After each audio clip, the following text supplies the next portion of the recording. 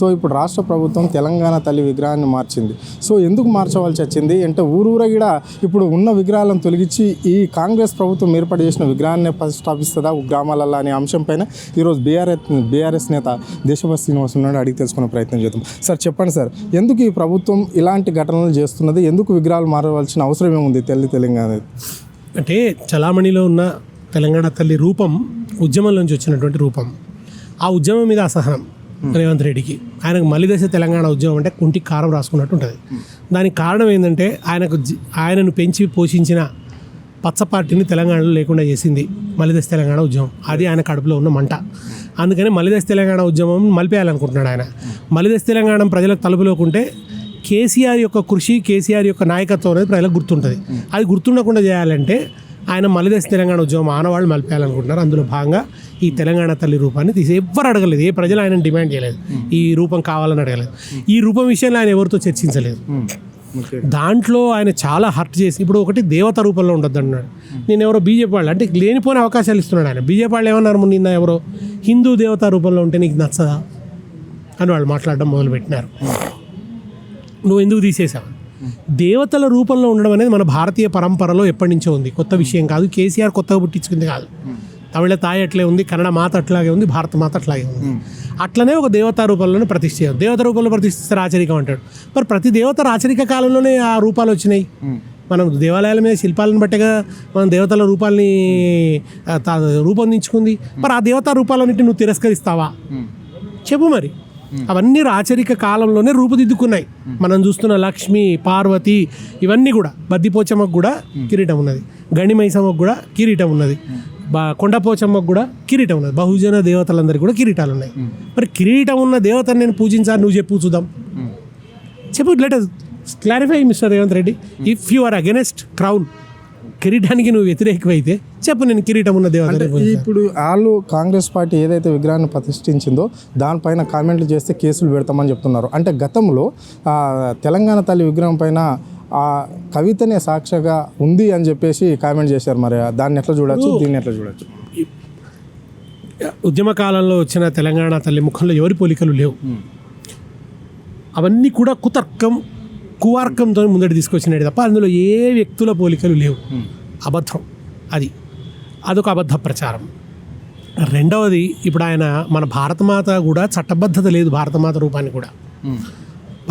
రూపాన్ని కూడా అట్లా చేయలేదు. ఎందుకంటే మనది సెక్యులర్ కంట్రీ అని చెప్పి వాళ్ళు ఒక ఐడల్ని అట్లా పెట్టొద్దు అనుకున్నారో ఏమిటో నాకు స్పష్టంగా తెలియదు. కానీ మొత్తానికి దానికి కూడా ఫ్లాగ్ కోడ్ ఉంది తప్ప, పతాకానికి కోడ్ ఉంది తప్ప భారత్ విగ్రహానికి లేదు.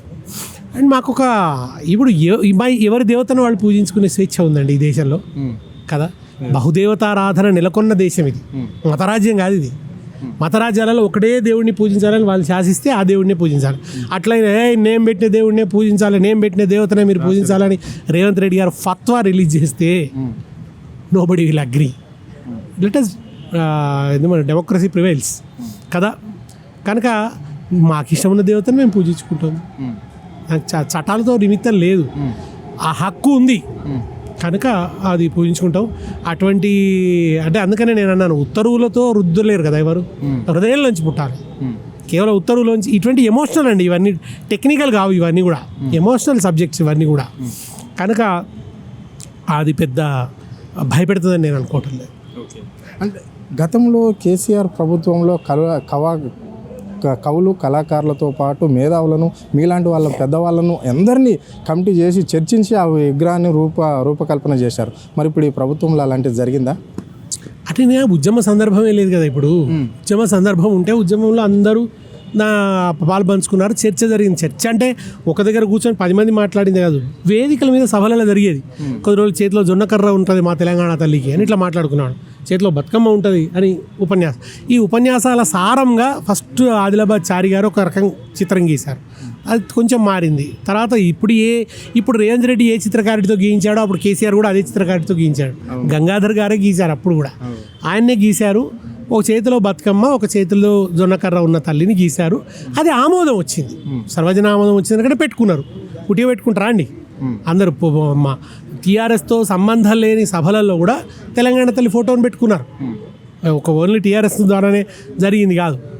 కనుక ఈ రకమైనటువంటి తప్పుడు వాదనలు ఇవన్నీ కూడా ఖచ్చితంగా ఏంటంటే ఉద్యమంలో హృదయాల్లో ప్రతిష్ఠించుకున్న తల్లి తెలంగాణ తల్లి. అంటే కొంతమంది మేధావులు ప్రజలు మాత్రం బతుకమ్మ అని తీసేయడం చాలా దారుణం అంటున్నారు. కానీ అక్కడ ఉండే అది కాంగ్రెస్ నాయకులు మాత్రము ఒక ఎమ్మెల్యే కామెంట్ చేశారు. అంటే బతుకమ్మ అన్ని గ్రామాలలో ఆడరు, కొంతమంది మాత్రమే ఆడతారు అని చెప్పేసి అంటున్నాడు. దాన్ని ఎట్లా చూడాలి? ఆయన అగ్రవర్ణాల పండుగ అన్నాడు, తప్పండి. అది అగ్రవర్ణాల పండుగ కాదు.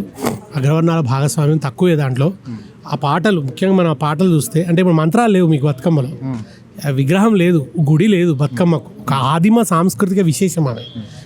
అప్పటికప్పుడు పూలు తెచ్చి 9 రోజులు పేరుస్తారు, తర్వాత నిమజ్జనం చేసేస్తారు. ఒక సమ్మక్క సారకి ఎట్లా వస్తుందో అట్లా వచ్చిపోతుంది, ఎప్పటికి స్థిరంగా ఉండదు బతుకమ్మ అనేట ఆమె, బతుకమ్మ అనే తల్లి. కనుక ఏంటంటే అది శ్రామిక కులాలు సృష్టించింది, వ్యవసాయ సంస్కృతిలో నుంచి వచ్చింది, ప్రకృతిని ఆరాధించే తత్వంలో వచ్చింది. మీకు అట్లే మన తెలంగాణ తల్లి చేతిలో కూడా ఆయుధాలు లేవు కదా. ఆ తల్లి చక్కగా దయతో కరుణతో ఓ చేతిలో బతుకమ్మను, ఓ చేతిలో జొన్నకర్రను పట్టుకొని ఉన్నది. ఈ బతుకమ్మ అనేది అన్ని కులాలు ఆడుకున్నారు. కొన్ని చోట్లలో దళితులు ఆడలేదు అనేది ఒకటి ఉంది. కానీ మలిదశ ఉద్యమం ఆ హద్దును కూడా చేరిపేసింది, వాళ్ళని కూడా తీసుకొచ్చి ఆడించింది. తర్వాత విశ్వవ్యాప్తంగా కూడా వాళ్ళ బతుకమ్మను ఆడుతున్నారు. ఇంత ప్రతిష్ఠించుకున్నటువంటి బతుకమ్మను అవమానించడం చాలా తప్పు రేవంత్ రెడ్డి చేసింది. దానికి ఆయన తగిన మూల్యం చెల్లించుకుంటాడు.